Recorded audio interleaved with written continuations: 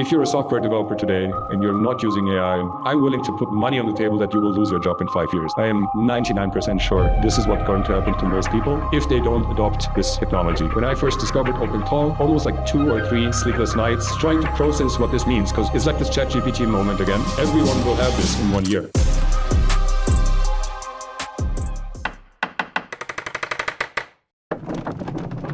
Sup, freaks? Before we get into the show, I just want to send a heartfelt thank you. Thank you for joining us, and ask for one quick thing. Could you like this episode, subscribe to the channel, and if you like the conversation, join us in the comments section. Calle, it's been a year and a month, almost exactly to the date, since we published our last podcast where we met in person in the jungle. And a lot has happened since then. How have you been, sir? Oh, yeah. I've been doing great, and wow, that's been a year and over a year. That's crazy. I wish we were in the jungle again, though. So do I. I mean, looking out at 20 inches of snow, the jungle is much preferred to this. But for anybody who's listening who didn't catch that first episode, doesn't know who Calle is, I'd be surprised if you don't. Calle is one of the most prolific and active individual builders in the Bitcoin and freedom tech ecosystem, working on Bitcoin, the Cashu, eCash protocol, BitChat, Clawi AI, and other open source dev projects. You've got a PhD in physics.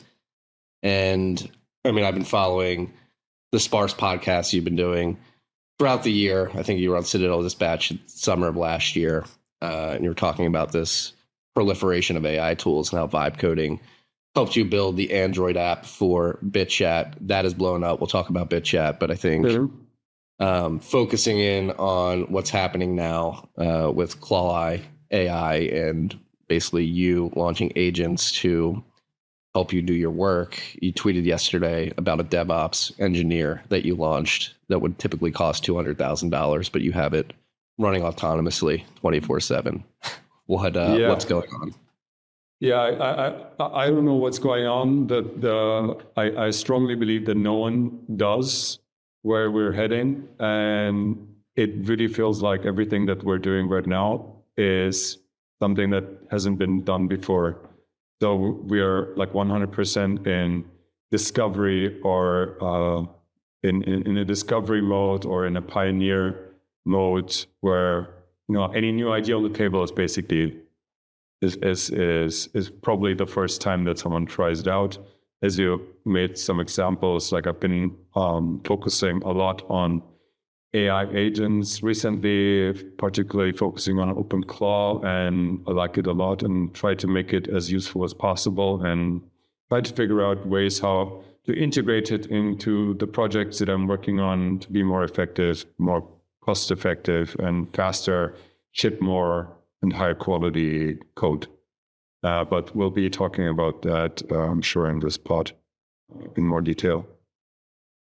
Yeah, I mean, just dive into like how prolific this is for you, somebody who actually understands. Like I was saying just before we hit record, I'm having some sleepless nights pushing my OpenClaw agent to the edges, and I barely know what I'm doing from the systems admin, backend engineering, programming perspective at all. And I can't imagine what it's like for you in terms of like productivity wise and what you're able to do. How profound has it been for you? Well, everything has completely changed, and I would have never thought that I would be able to say that in my programmer career. So, like many people, I've been programming for decades at this point. So I consider myself like a professional developer with lots of experience, and probably everyone has noticed by now that the work of being a programmer has flipped by like 180 degrees. It has changed in a way that no one would have predicted even only 2 years ago, maybe.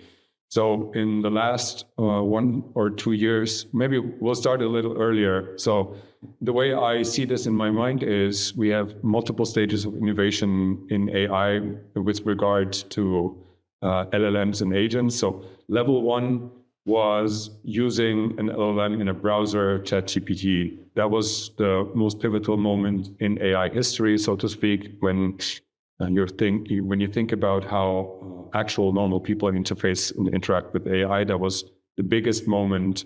And I think also up to date, comparing to the penetration speed of other technologies, it has been the fastest growing and fastest adopted technology in history was ChatGPT.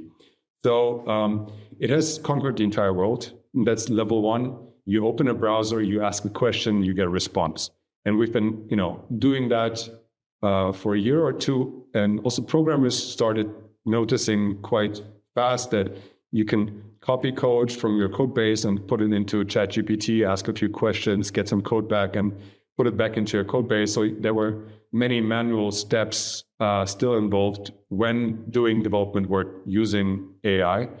And so after level one, we reached level two around maybe 1.5 years ago, which is the introduction of agents. And agents finally gave the LLMs that were previously confined in the browser, gave them kind of legs and arms to act on your computer.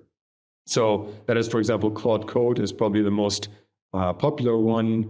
And then there's Codex and so on from ChatGPT, from OpenAI. What I use the most is OpenCode, which is a LLM agnostic framework, fully open source, really high quality project. So that is most of the code that I write today goes through these tools. So, and now I'm talking to other software engineers all the time about this, and it's very fascinating to see what people think about this and how they perceive their job changing over time.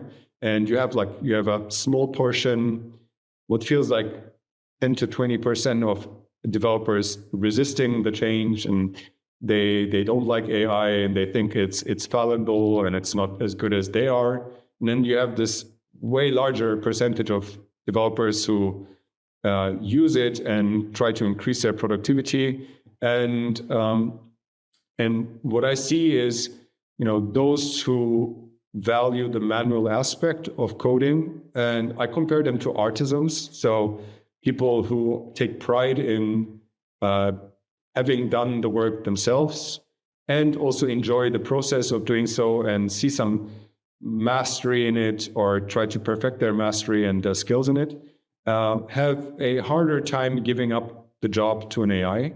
Whereas, and then there is kind of like the opposite of that is prolific coders who've been in the business for decades at this point, who notice that they can increase their output by, and I'm not exaggerating when I'm saying like 5 to 10x, which is, if you are confronted with an efficiency boost of 5 to 10x, then it's really, really hard to say no. And the only good reason that remains to say no is extreme safety. So you're dealing with Bitcoin, for example, and you're not going to have a machine just write all the code for you that deals with money, or you're in like an industrial sector where it's the critical infrastructure or something like that, where you need the human in the loop, and or those who really want to perfect their art. So there's like still some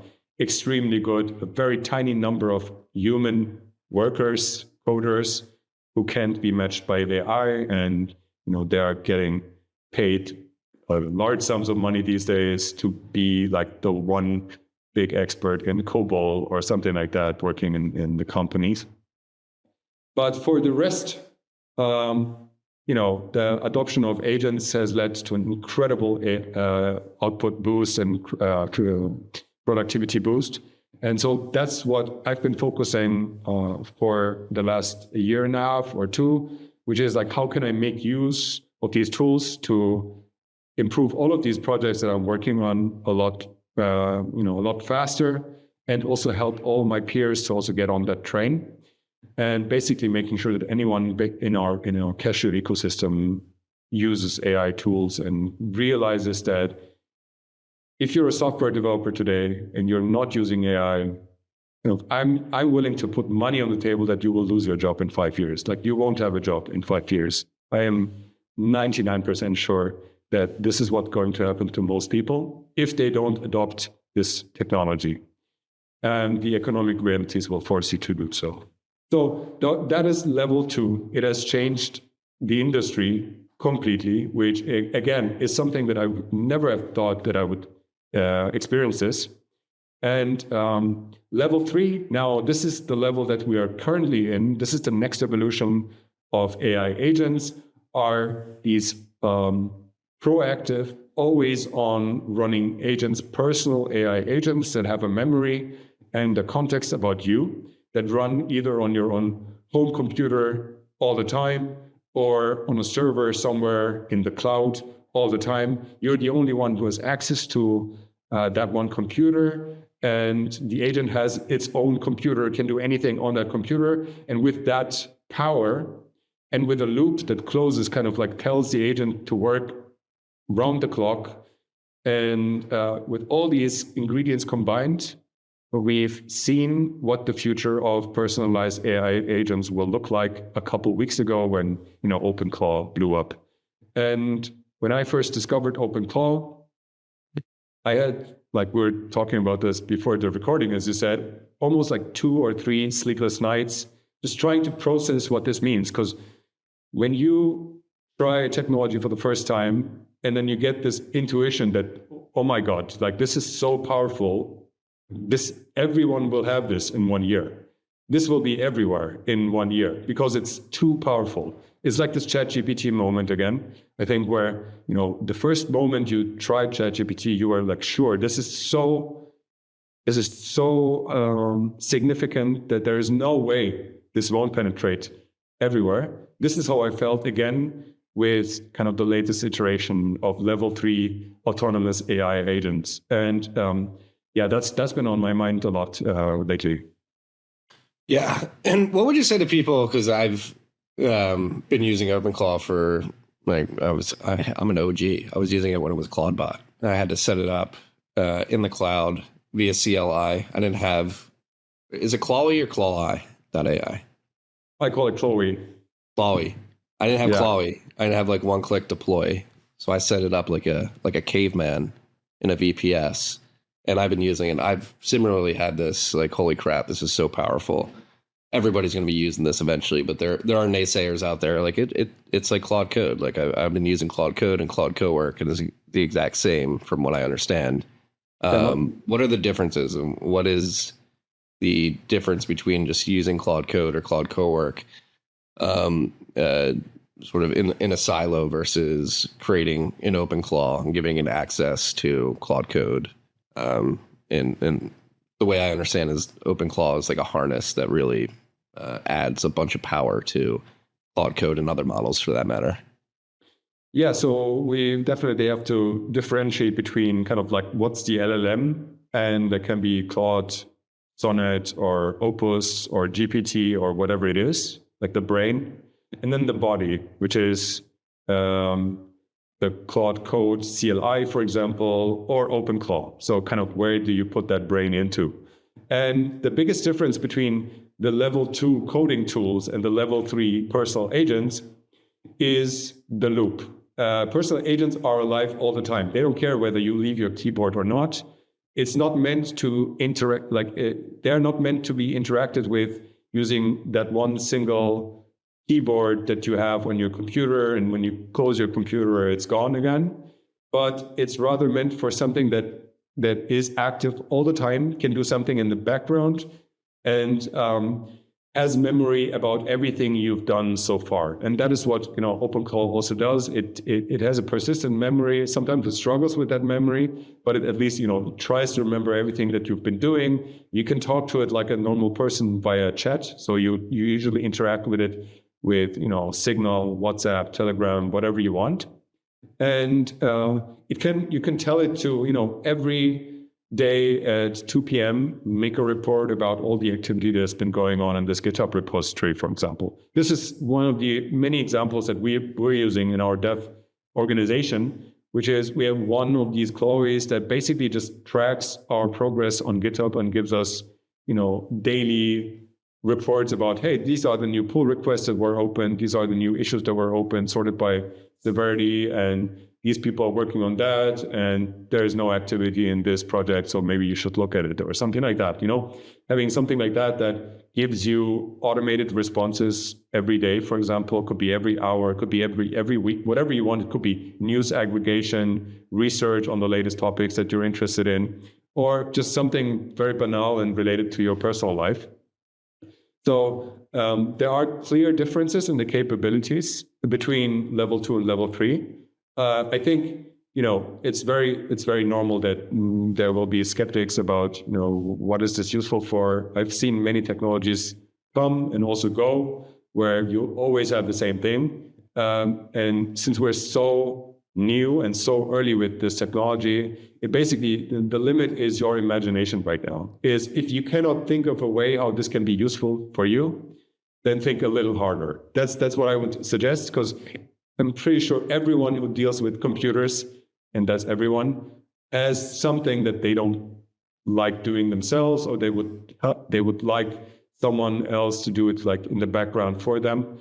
And so you can probably come up with stuff yourself. I'll just give you one anecdote of mine is, I've been on a conference and using like Uber or Bolt or something like that for taxi rides. So at the end of the conference, I need to put all the invoices together for my accountant so they can, be properly accounted for. And I hate that step. Like it gives me anxiety just to think about that little task that I have to do after every single conference is download all the PDFs from Uber, then like have these weird file names, and then I need to go into every PDF, take out the date and rename it and send it to my accountant. Like these are like a couple of stupid steps that I need to do after every conference.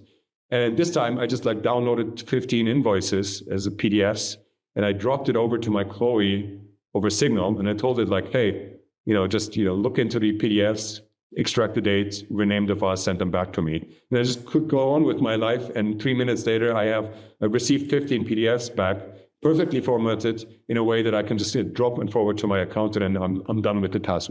This is something very personal to me. No one would build a product just for that because it's too specific. But we don't need to anymore. We have now machines that can do basically everything, and that's just mind blowing.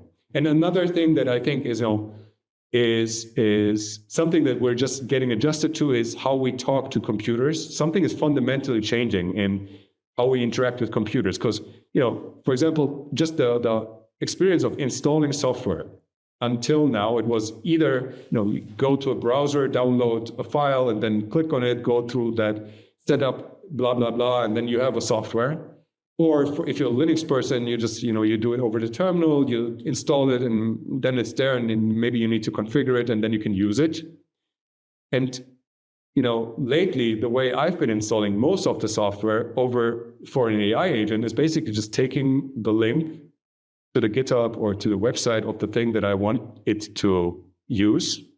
And I send it the link and say, install this. And I just turn around and do my thing. It comes back after 2 minutes, says, it's done. It's working. I've tested it. What do you want me to do with it? And, it's mind blowing.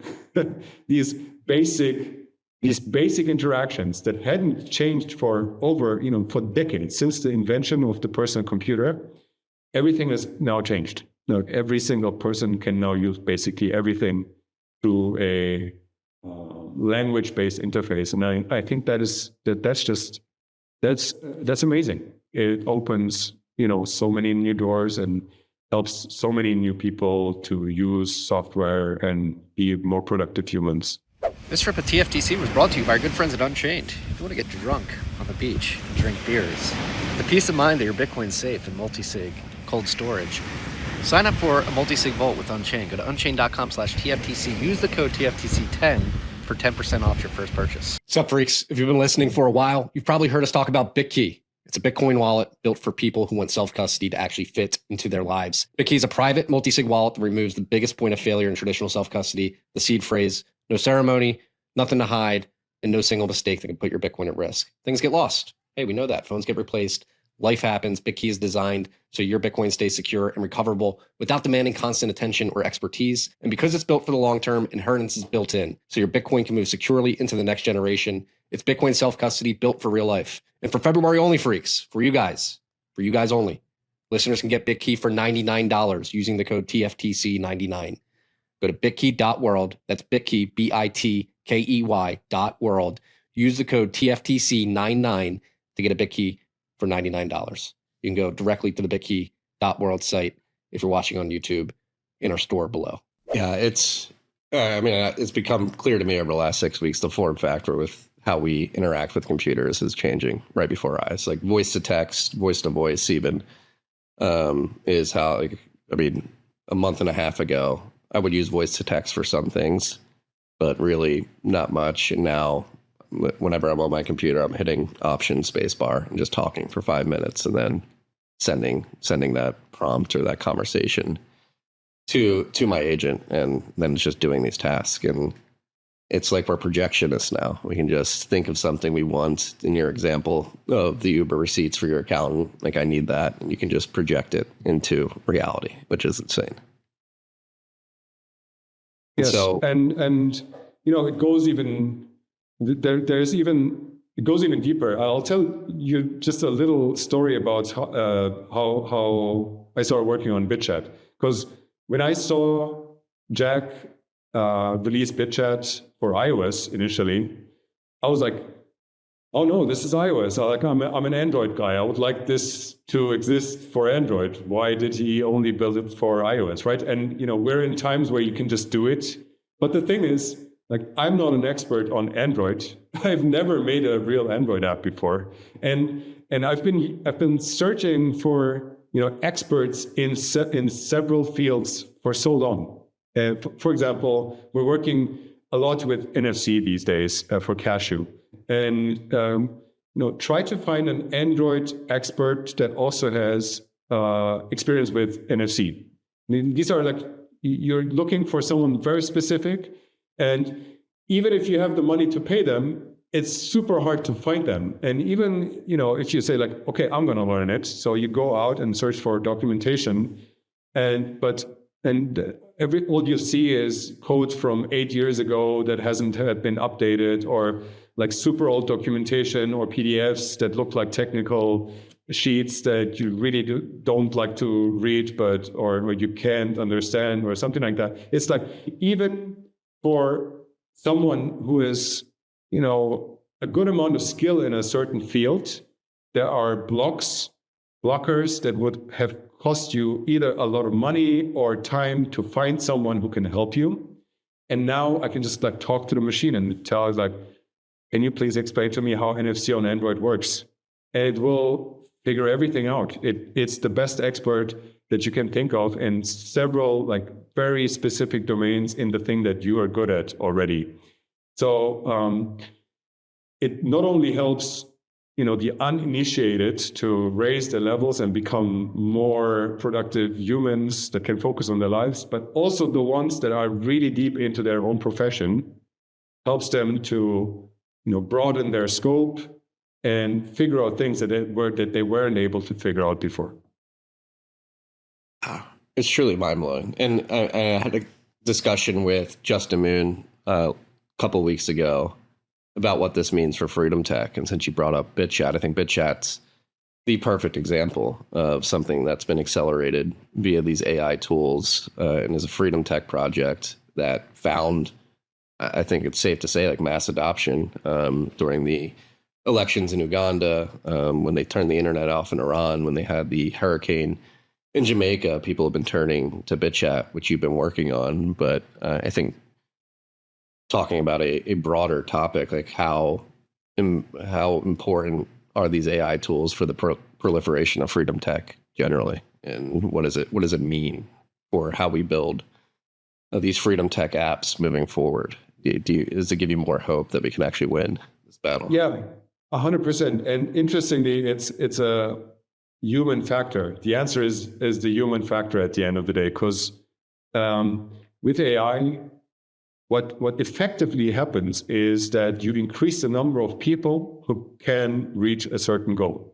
And previously, it was confined to a very small number of people. You need like the Android, NFC, Bluetooth expert who has worked on some project 5 years ago, and that's why he is the perfect person to build BitChat today, for example, right? So there's the chance of this happening is just way lower. But today, we're 100% at a point where you can build a solid and useful application with a single person who's motivated enough to actually pull it off, right? So Jack has proven that.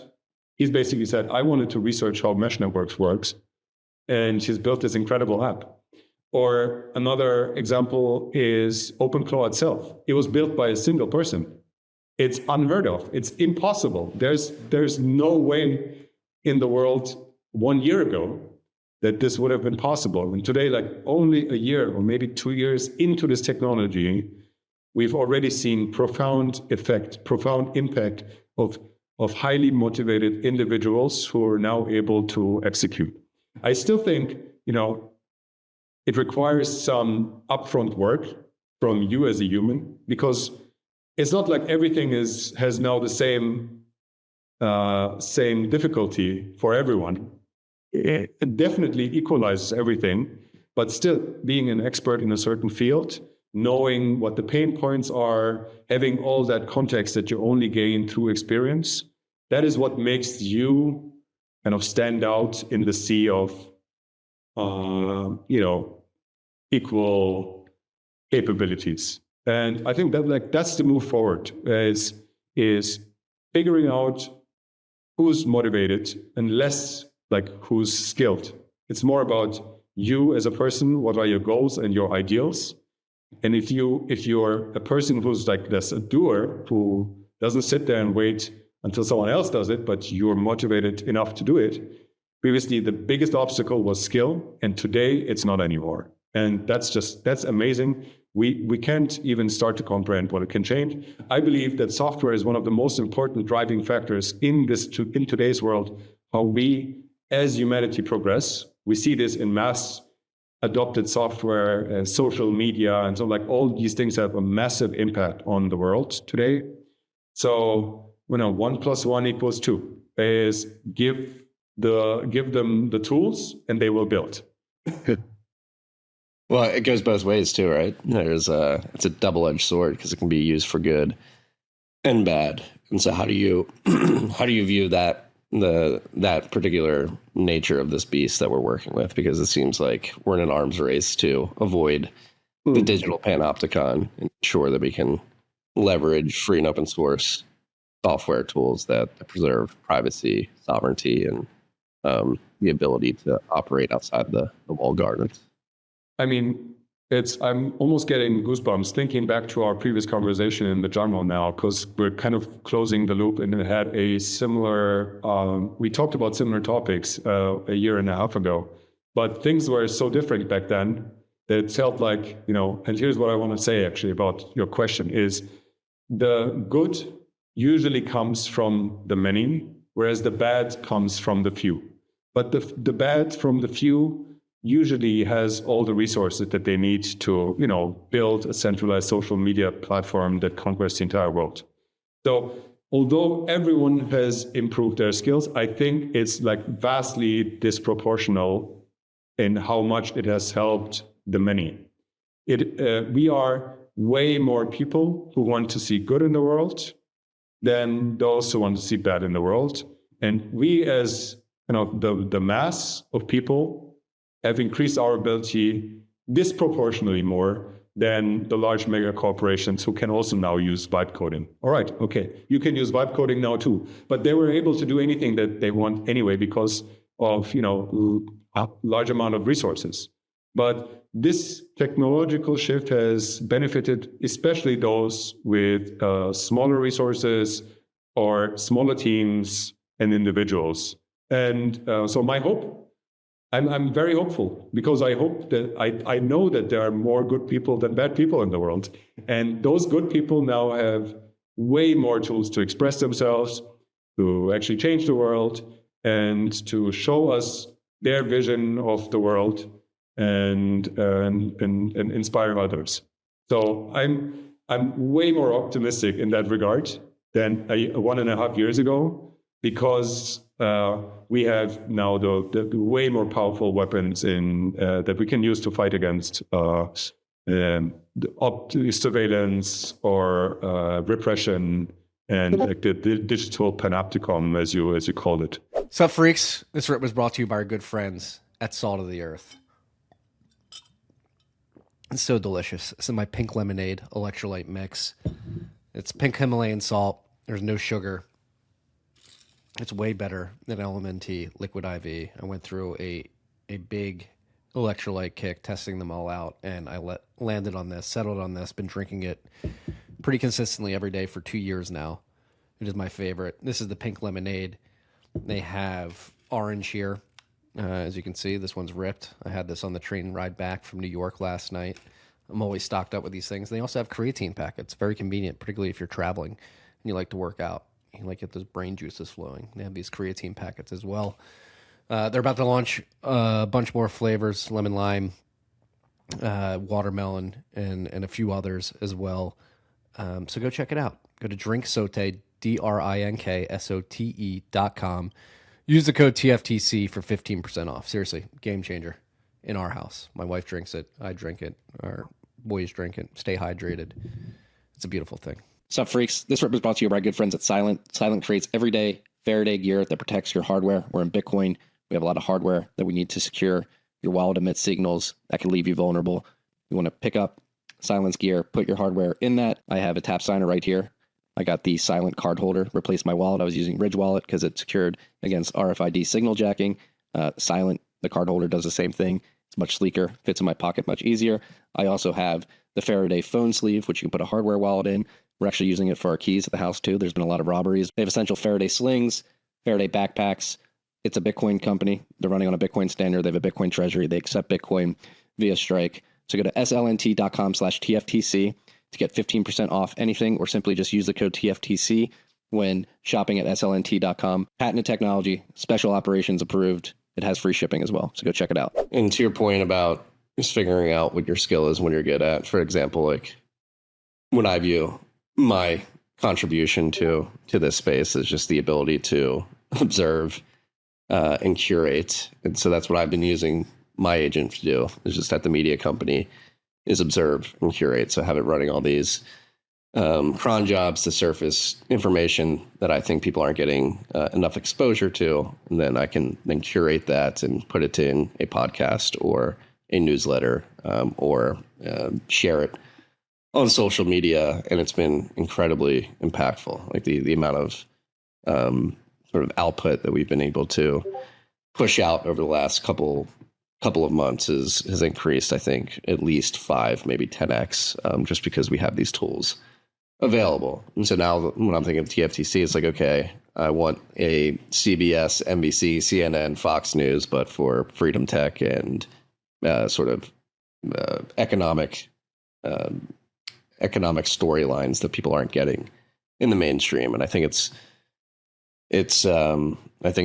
successful. We're like 2 weeks into this 5-day-a-week newsletter that we've been putting out with the help of our agent, and I've gotten a ton of responses like, hey, I love the mix of content. I haven't heard these stories. And so that's been a signal to me, like, okay, these tools are working for my particular niche in the media world. And I think on that note, it took me like a few weeks to really like download a Claudebot, started working with it. And it took me like a week or two of understanding how its memory works and basically what it could do, pushing it to its limits, exploring the territory which it operates in, where after a week and a half, 2 weeks, I was like, okay, here's how I can use this. But it took experimentation. The point I bring this up is to ask you, like, in terms of like practical first steps for anybody listening to this who isn't experimenting with these technologies, like how do you think they should approach using this stuff?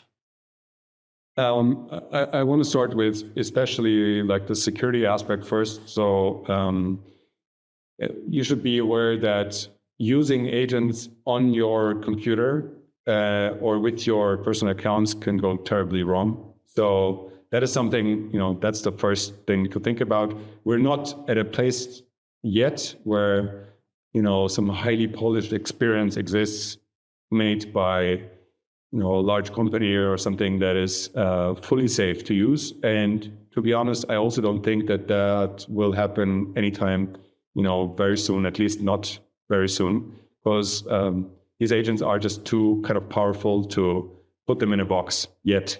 So first, what you do is you set it up. You can set it up on your own machine, on a separate machine. Let's say a Mac Mini is the trend, or you can also use a service that runs it for you. And one of them is Clawi AI, CLAWI.ai. And there, the process is basically super simple to set up an agent. You make a subscription, you pay for it monthly, and there's like AI credits included. And off you go, and then it starts.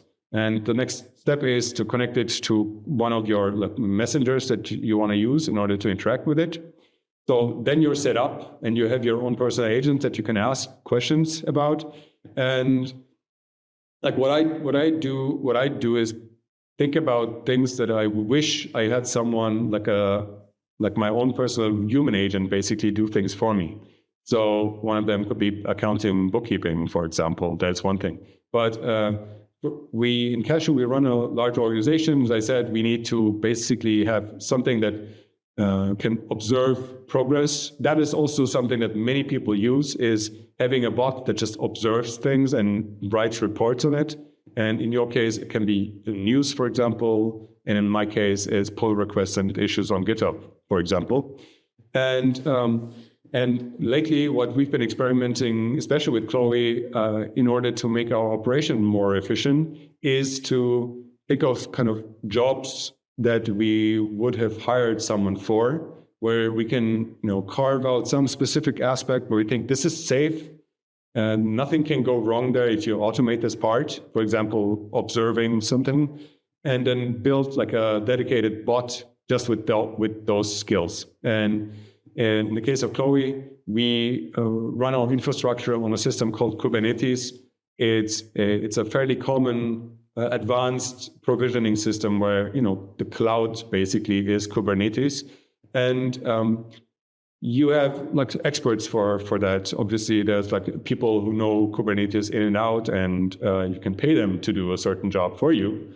But you also, now we have these agents that know Kubernetes really, really well as well. So, and if you plug in a relatively good LLM into it, say you use Sonnet 4.6 or even Opus or something, you kind of get to a better than junior person in that specific job that just works for you 24/7. And that's what we've been doing. So we have this DevOps agent that lives in a Signal chat with us, and I can ask the bot in real human language, hey, how's everything looking? Are there any problems with our cluster? And then it'll say, yeah, there are like two people whose agents have crashed and they haven't come back for like 5 hours. Maybe you should look at them, and just gives me further hints to any problems that might have come while I was doing something else. So like this is for our operation. It's extremely useful already today. And I'm just thinking about, let's say you run a factory, right? So you have a factory with all sorts of sensors and like monitoring and reporting, and all of that needs to be observed. Like a human needs to sit there and look at that data basically to make use of it. And what we've been doing so far before AI is like dashboards. That's the way we typically try to condense information so it's useful for us as humans. But today, you can still do the dashboard, there's no problem, but you can also just plug an agent into that system that can read the raw data, and it will probably come up with like even better ways to look at the data and report anything that is out of the ordinary for you. So, just this one little thing, again, we're just talking about one thing that it can do, that it was not particularly designed to do, but it does exceptionally well. Just this one thing is by itself already huge. Imagine what it means for the industry. Well, the industry producing physical goods in real factories. What it means to have agents plugged into their system that can observe everything 24/7 all the time. and that costs basically no money. I mean, you pay for the LLM, but the difference between a human doing that job and the bot doing that job is basically no money. So if I can think of like 2-3 ways how this can be extremely useful for me, I know there must be millions of ways for millions and billions of people how they can make it useful for them as well. And the nice thing about these agents is we don't need to know before what they're going to do, because they're general purpose machines. They can probably do way more than we think that they will. And they will continue improving in the coming months and years, and will be just like mind blown for the next couple of years. I'm pretty sure about that. Yeah, that's the crazy thing to realize, is how this thing is pretty good right now, but it's probably the worst it's going to be. 100%. It's going to get faster and better at doing what it's doing. And, just from a software engineering perspective, if you go back to level 2, right, the agent that writes code for you in your computer. Right now, the flow is you enter a prompt and then you wait like a couple of minutes and then you observe what the agent has produced. That loop will become like 100 milliseconds at some point. You will just enter it and press enter, and it will be there instantly for you to observe. And if you don't like it, you can just redo everything instantly as well. So, just the flow of like talking to the thing and getting something back, all that is going to compress a lot in the next coming years. And even just the speed aspect, just the performance aspect itself will unlock new ways of working with it again. Yeah. I guess diving into particulars of building products with it, whether it's the Cashu protocol, BitChat, Clawi AI, using the AI to build that service, and now Numo Pay. So it seems like you've been shipping at an increased clip, just observing publicly, and I'm assuming that you're using all these tools to do that. I think it's a safe assumption. I guess let's just talk about some of the things, particularly at the intersection of Bitcoin and eCash with the Cashu protocol, what you've been able to ship that's been on your mind for many years, I'm sure. Yeah, so I just hinted towards NFC. NFC is something that I've been researching for years at this point, and I'm very jealous about the fiat world in that sense, that Tap-To-Pay is just an incredible user experience, and everyone loves it. People use it all the time, everywhere globally. I remember a conversation I had with Miles Suter from Cash App, where we were talking about Bitcoin adoption around the world and how we can improve UX for Bitcoin payments. And he told me this story that doesn't leave my mind anymore, which is he's somewhere in Peru in some like distant, isolated mountain somewhere, and he finds this little shack that sells him a Coke. And in this like mountain somewhere in the nowhere, the person hands him over a POS device, and she takes his iPhone and he taps it and it makes beep, and it takes like 3 seconds and the payment is done. And he said like that thing made him more bearish than anything else with regard to Bitcoin. And that just resonated completely with me, because that is what makes me bearish about Bitcoin as well, is the user experience. Because if fiat feels so good, like why do you even need Bitcoin? That's what many people think, how many people think. So obviously we need to get better in Bitcoin and offer at least the same experience, the quality of experience, or better. And I think we can do better because we're an open source system, and we can, where improvements of one thing help also the other thing. We don't need to compete. We can also collaborate. And that's what we're doing with open protocols. And that's the whole idea about Bitcoin, basically, is just we all work on the same thing. So NFC, I think, is a vital part. Tap-to-Pay just works. Everyone loves it. And in order to build that, I needed to get all this expert knowledge, which I wasn't able to obtain over the years. And I said, I was actively looking for people who can help me, but found no one, and so forth, until at some point, I think this started more than a year ago again with a little project I called NFC Chat. And that is kind of if I think back, it's kind of like a precursor of BitChat, because it's like BitChat, but with way less radius and distance. It's just a simple chat app that you run on your phone, and then you write a message, and you have to tap the other phone in order for the message to go one phone to the other. So it's like a very stupid, simple chat app where you need to touch the phones in order to send the message. And I built that as a step towards kind of NFC payments, because with Cashu, and that's the Xiaomi eCash protocol that I'm working on, money can be sent as a bearer asset, bearer token. So that means like if you can package it in some kind of a data package and you can send it over, and that could be, email or Telegram or SMS or whatever it is, any communication channel, you can make a payment. So I wanted to see Bitcoin payments happening with Tap-To-Pay using Cashu by sending the eCash token from one phone to another. And that was the first proof of concept I was able to only achieve because of AI. So I thought like, that's neat, awesome, that's great. So this is exactly like these are the building blocks that I was looking for so long. We have Cashu as a protocol that we can build on, that runs on Bitcoin, and with this incredible property that if you can send data, you can also send money, right? So that's what Cashu enables us. And at the same time, like I just should clarify, if we deal with money, for example, the core libraries of Cashu, they're all handwritten, because we're not at a point yet where I can safely just say that the agent does a better job than I do in figuring out what could go wrong or how you could lose money and so on. So that's very important to us. Is the critical parts are handwritten, normal programmed libraries, and that's what usually a Cashu library is. But once you have that, once it's running, once it works, then you can build all the scaffolding around it, vibe coding. There's nothing that can go wrong, basically, because the library itself works. You know that you won't lose eCash. So now let's build an app around it. So we started with this NFC chat, sending around eCash tokens, and then showed like, okay, this is possible.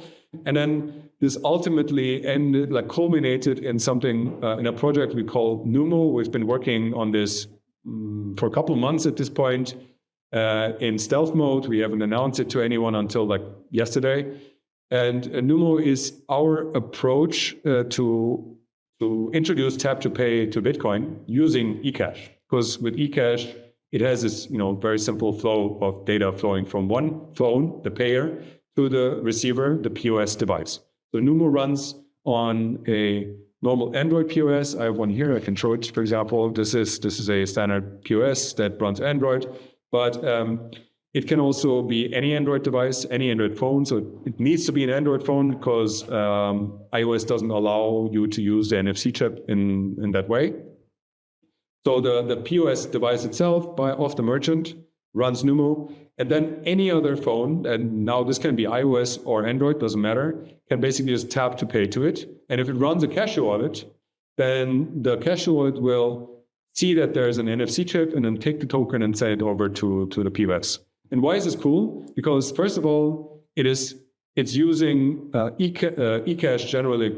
Cashu's privacy, it inherits this incredible privacy by default. So this is, while the UX is amazing, you also have the best privacy possible, which is a great combination. Usually you have a trade-off there. And the next best thing is that it works offline. So as a payer, so the device paying at the POS, could be your iPhone, your Android, doesn't need internet to make that actual payment, because all you're doing is you take eCash from your wallet and you send it over NFC without touching the internet. So that also gives you incredible privacy, obviously, because you're not even online, but it also means that it just works everywhere. And that's, again, one point that fiat payments already have been doing for years. If you do Tap-To-Pay with your credit card, or if you do Tap-To-Pay with your phone, it also works while you're offline, because your phone doesn't talk to the internet. It kind of hands something like a token from the phone to the POS device in fiat land. And so we're doing now the same in Bitcoin land, but with incredible privacy and open protocol. And so the way it works today is you can install Numo on your Android device or on your POS device. It can be any generic POS device. And you can set up a Cashu Mint. So Cashu is a custodial system. You need to trust the mint operator with the Bitcoin that you receive. So you set up one or more mints, and then any payer from any mint, it can be like, even if we don't share that mint, you can still pay with the eCash to the device, and then the device will take that eCash and withdraw with Lightning to their mint. So all the mints are still interoperable because we have Lightning that glues everything together. And you can receive payments from basically any mint out there. And we've built a cool feature into Numo, obviously recognizing that it's custodial. There's a rug risk associated with the mint that you're using. So you should only be using mints that you trust already. But in Numo, there is a very simple way to say, like, if we ever reach 50,000 Satoshis, for example, you can enter a Lightning address there, and it will just automatically withdraw to that Lightning address whenever you reach the threshold. So that way, you can build this POS in a way that the maximum amount that you put in custodial risk can be very limited. And so you can also withdraw every single payment if you like, but for very small payments, it might not make sense. So we've just released this yesterday. You can find it on numopay.org and download it, check it out, and we'll be working on a BTC Pay integration soon. We've already started working with that, so it also works with the existing BTC Pay server infrastructure. But if you don't want that, you can just download the Numo app itself. It doesn't need any backend. There's nothing that you need to install or set up. Just install the app, choose a mint, and you're done. So check it out. Yeah, I mean, I completely agree. I remember Miles telling me that same story too. And I think the offline nature of the ability to send Cashu, or excuse me, eCash via the Cashu protocol offline is massive. Because if you think Miles in that mountain in Peru, like his cell phone probably didn't have service, but the secure enclave had his credentials for his card, and he was just able to send it to the POS and make the payment probably offline, I'm assuming. And now we have feature parity via eCash now. And I guess what do you want to see in terms of what do we need to see for this to become more prominent? Is a wallet sort of integration of the NFC standards? Is it a proliferation of just simply more eCash wallets? What wallets work with it now? Like Macadamia, I'm pretty sure I could use Macadamia on iOS. And just to clarify, for the iOS stuff, you can pay with iOS, but running the POS to receive via NFC is something that you can't do. That's right, exactly. To receive, you need an Android phone, but paying, you can do it with any phone. So, as I said, Macadamia, but there already, we've worked in the background and we've added this NFC capability to around like 6 or 7 different Cashu wallets at this point. So most of the popular Cashu wallets already support this from day one. And but Numo also supports bare Lightning, so you don't need to have a Cashu wallet in order to use Numo. Obviously, that would limit the number of people who can pay with that terminal. So it supports Lightning just out of the box as well. And you can use any Lightning wallet to scan the QR code.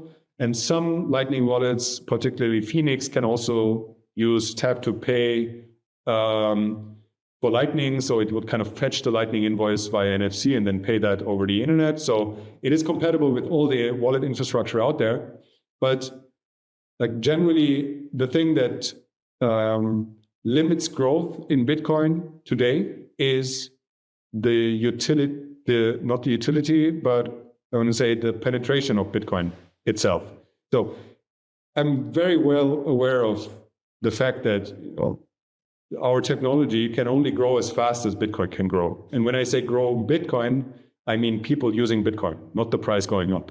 So our ultimate goal with Numo is to further Bitcoin as money. That's our main North Star goal for everything that we do, is to support the adoption of Bitcoin for everyday payments around the world.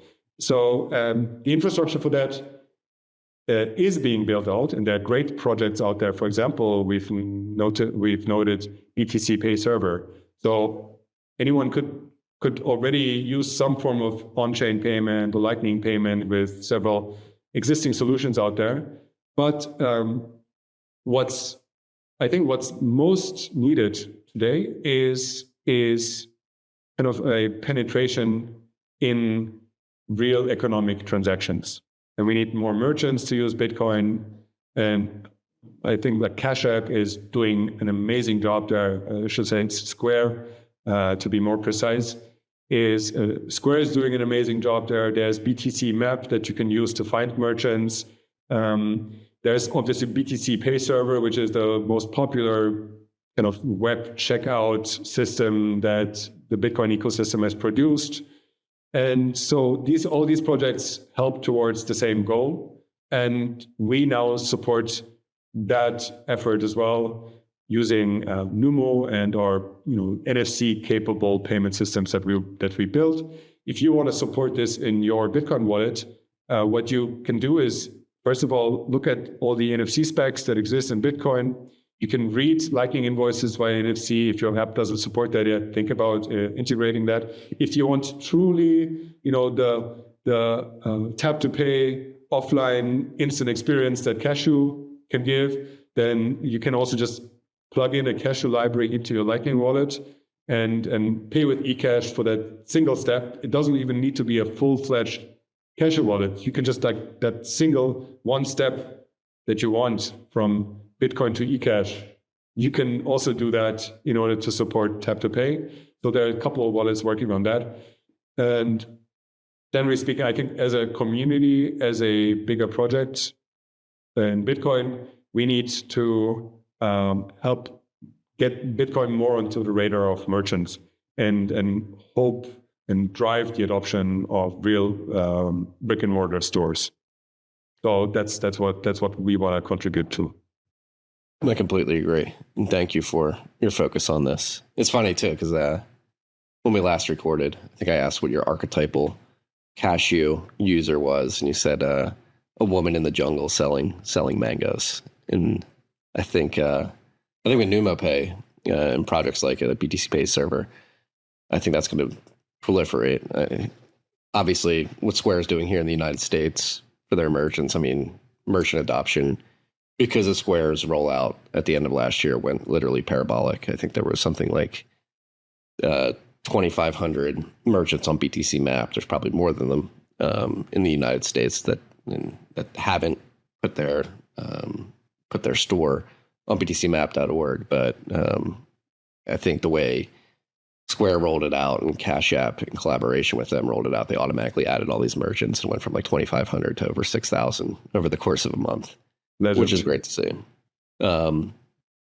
Shifting gears back to this intersection of AI in Bitcoin, and particularly Cashu, I mean, that's a big topic of discussion right now, particularly in our world and in the fintech world as well, is agents using payments on the network. Using payments with each other to complete tasks on behalf of the humans, sending them out to do things. And I think it's a wide open landscape right now. I think you have Visa, MasterCard working on their own protocols. You have Stripe, then obviously you have stable coins, Bitcoin over Lightning. I saw that the guys at Arc Labs launched the ability to receive stable coins and automatically turn them into VTXOs via their Arc protocol implementation. And then obviously we have eCash and Cashu specifically with the NUT 402 protocol. And I think you've made the case that due to the sort of error nature of eCash and the fact that you can send the file, that it's actually the most efficient way for agents to make payments. Is that correct characterization? Yeah, so that was just like from our experience, what instantly worked. It was extremely simple. It was almost shockingly simple to teach an agent how to use Cashu, because we basically told him, here's your CLI, and the CLI, it will produce Cashu tokens, and you take the token and do something with it, depending on what you're doing, and instantly got that. And because you don't have this get an address here, check your balance there, send, sign and send. You have these packets of data that the agent can simply send in an HTTP request, for example. So what today, like getting back to the original question or the idea of 402 payments or agent payments, I think it's a very hot topic today. We're still yet to see how much of that sticks, because we're in this like discovery mode of agents. What should they do? How much money would you give them? How dependable are they with the money that you give them, and so on. There are stories out there of an agent like sending a random stranger $350K or something because he begged him online, and the agent made like a single mistake and the person who owns that agent lost a substantial amount of money due to that, because they were kind of, trying it out, I guess. So how much of that really manifests, we will see. But it is clear that the big ones, and you mentioned them, the big fiat the big fiat monsters like MasterCard and Visa, and also Stripe are looking into it. So what frustrated me a lot looking at this is that the 402 idea, the idea that we will have services online that ask for money, so you want kind of your machine to be able to pay another machine, is a very Bitcoin-driven topic, has been a Bitcoin-driven topic in the last years. For the last, 10 years or so, the only people who talked about this were Bitcoiners, because we always thought of ourselves and still think of ourselves as the native currency of the internet. So obviously the connection there is pretty direct. And there's been development from Lightning Labs on L402. We've been contributing to 402 with X402 and Cashu payments. The Albi guys have been working on this as well. So it was kind of only this niche topic until the agent came a couple of months ago. And then you saw Coinbase working on it, Stripe working on it, the credit card providers working on it, because they all seem to agree that payments of machines to machines will be a thing, and the rails that they market or want to see being used are usually stablecoins. And stablecoins have the benefit of feeling more natural to people, I think.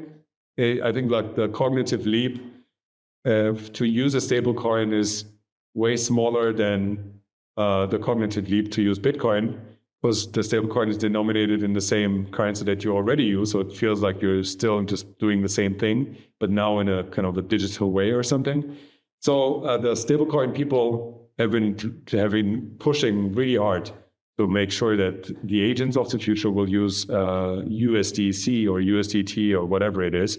Obviously, I don't want to see that future happening, because I think it just furthers the fiat system, and stablecoins are inherently trust-based, and there's all sorts of problems with that. You need KYC to get in and out, and all these problems with stablecoins. That Bitcoin doesn't have. Bitcoin just is born on the internet and lives on the internet, and it doesn't leave the internet. It stays inside the internet. And so that's why Bitcoin is still the native currency of the internet. And several projects in the Bitcoin space have been trying to also rival this new trend and make sure at least that we're up there with the others, and can show that we that we show up and that we are ready to compete with them. And one example is the ART protocol, that I think is a fantastic idea to use. I've checked it out already, and it works really well. And another way of doing it for even smaller transactions and high frequency transactions, Cashu is just amazing for it, because it's basically instant, basically free, and with insane privacy. All of these factors, I think, are super important, especially in an agentic world. So eCash is just something that works really, really well with agents. Yeah, and particularly in a world where the subject of ID verification on the internet is becoming more prominent. I think the ability to opt out and have these internet native options that don't require KYC at the edges, like stablecoins, are imperative, because it seems like the digital ID conversation is definitely beginning to pick up again. Every stablecoin is permissioned. All of them can be turned off if they don't like your digital ID. Yeah. I want to be respectful of your time, because I know I pinged you in the afternoon yesterday to do this, and you were gracious enough to do this last minute. But to end it, love getting philosophical with you. Last year when we spoke, you really dove into how you view yourself as an artist in the digital world. And I think what you've done since then has proven that to be true. But thinking about the proliferation of these AI tools and humans beginning to interact with these at an accelerating pace, what are your hopes for the future? Obviously, the meme of the permanent underclass is here, the meme of the singularity and Skynet having been launched already, and we'll only recognize it in retrospect, is beginning to permeate. What is your view for how these tools affect our humanity? Oh, that's a big one. Because so first I'll start with my craft, and I hinted towards this already in the beginning of our conversation today. But it's been amazing to watch how things can change, and in a way and in a pace that no one would have predicted. The penetration, the proliferation of AI in society was always predicted to have the most negative influences on, the old kind of manual job markets, and the plumber and the robots will come and everyone will lose their jobs and so on, which I think is still a risk. But I wouldn't have predicted myself that programmers would be the ones who are affected first, or even the most. And I think probably will be the most. So we are at a time, zooming out, that software engineers had this incredible run in the last decade or two and make astronomical sums of money, and still software engineering, the salaries associated with it are kind of like still detached from rest of society. So we have been seeing a decoupling of what you just, maybe called the permanent underclass and the Silicon Valley upper class. But what I see is that what's happening right now is changing that drastically. And I think that's maybe for the better, because software engineering has never changed this fast before, and it has become just way more accessible to many, many more people. It's not this exclusive skill anymore that you have to acquire yourself by decades and decades of working on your own and acquiring, all these special skills that you can then use to find a job, for example. So what I just every software engineer out there who still didn't get it, I just want to say it again: you will lose your job in 5 years. You're done if you're not using AI. Like I'm sure of this, and I cannot say this about like another job category just yet. So I think it's just it's ironic that in today's world, the plumber and the carpenter and manual labor folks are, I think, more valuable than ever before, and have more security about their jobs than ever before relative to the rest of society. So that is something to think about.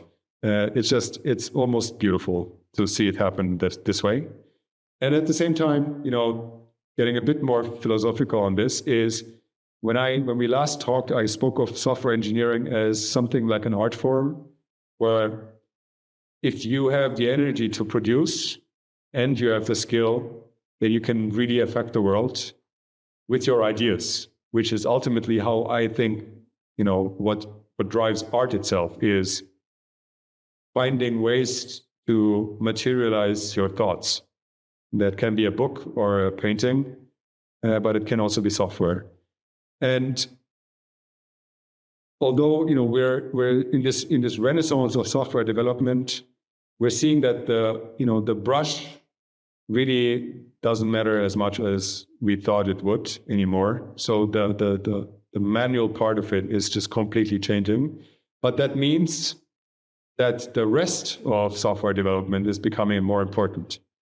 So now that everyone can write software, or those who can write software before can write even more software just becomes kind of like this disposable artifact of your activity. So what matters now is why. Why do you do what you do? And that makes things a bit more complicated as a human, to figure out why you do something or what you should be doing. What's a good thing to do? What makes sense to do? Those require a completely different set of skills to figure out good answers to these questions than just like learning Postgres and C# and whatever, right? So now it's about ideas and execution. Some people say taste and aesthetics. But I also think about communication and marketing and trying to explain to people why you do certain things and why they should be interested in it. So all of these like way more human things and way more soft skill things are suddenly at the center of software development. And so I think that's the reason why everything is going to change, and it's changing right now. So we might see a new wave of software. We might see a new wave of cyber culture emerge because of these changes that we're experiencing right now. Yeah, we may find that all the fears of our humanity being stripped from us are actually completely wrong, and the technology forces us to explore our own humanity and bring it out via our creative endeavors in the world of projectionist software. There's this idea that, it's popular in this universal basic income circles about what do you do once you have everything you need? What do you do if you don't have to work anymore? And it forces us as humans to really answer that question. I think that question is important, whether UBI has arrived or not, right? Whether everything is fully automated or not. You should be asking yourself this question like 10 years ago. And today, you're forced to ask that question. If you're a software engineer, you're literally forced today. If you're not a software engineer, you'll be forced in like 5 years to answer that question, maybe in 10. And the good thing is that we're getting more prosperous as a society. Hopefully, at least we can hope. I mean, if this doesn't turn into a dystopia. But the good news is that we'll have more time on our hands, more life quality on our hands to think about the more important questions like who do we want to be? What is the goal of all our actions? How do we want to live in a society? What should this world look like? So there's room for new ideas, and it's the most exciting times to be alive. It really is. It really is. And I'm happy that you have that perspective. Somebody I respect in the world of software development. It's great to see that you're optimistic about this. Thank you for all you've done. I mean, from BitChat to Cashu protocol, now Numo Pay, Clawi AI, making this agentic world more accessible for other people who I think should be experimenting with this. It's insane to see what you've shipped since we last recorded. So keep it up, brother. Thank you. And I want to forward all of those great words that you just shared with me also to the team, which did most of that work. And we are a great developer team with incredible people who are working on Cashu day and night. And we all just want to see Bitcoin succeed. And I also want to, use this chance to talk to the people who are listening out there, thinking, what should I do? How can I help? How can I help improve this world we live in? This is Bitcoin is a free and open source system that lives off the contributions of people like you. And if people don't choose to work on Bitcoin, Bitcoin stops working. It will die. So I hope that there's at least one person out there who thinks like, I've been a software engineer all my life and I'm fed up with this job and I want to do something else, to consider becoming a Bitcoin developer and help us with driving these freedom technologies forward, because no one else is doing it. There is no one except this circle of people that we've talked about trying to counteract the massive growth of surveillance technology and centralized control. And so if you feel that you need or you can change something in your life and you want to contribute your energy towards something good, please join us and become a Bitcoin developer, become a Cashu developer, look at BitChat, look at all the other projects that are out there and contribute. If not you, then who? Calle, it's been a pleasure, sir. Likewise. Thank you, Marty. Peace and love, freaks. Thank you for listening to this episode of TFTC. If you've made it this far, I imagine you got some value out of the episode. If so, please share it far and wide with your friends and family. We're looking to get the word out there. Also, wherever you're listening, whether that's YouTube, Apple, Spotify, make sure you like and subscribe to the show. And if you can leave a rating on the podcasting platforms, that goes a long way. Last but not least, if you want to get these episodes a day early and ad-free, make sure you download the Fountain podcasting app. You can go to fountain.fm to find that. $5 a month, get you every episode a day early, ad-free. Helps the show, gives you incredible value. So please consider subscribing via Fountain as well. Thank you for your time, and until next time. Okay.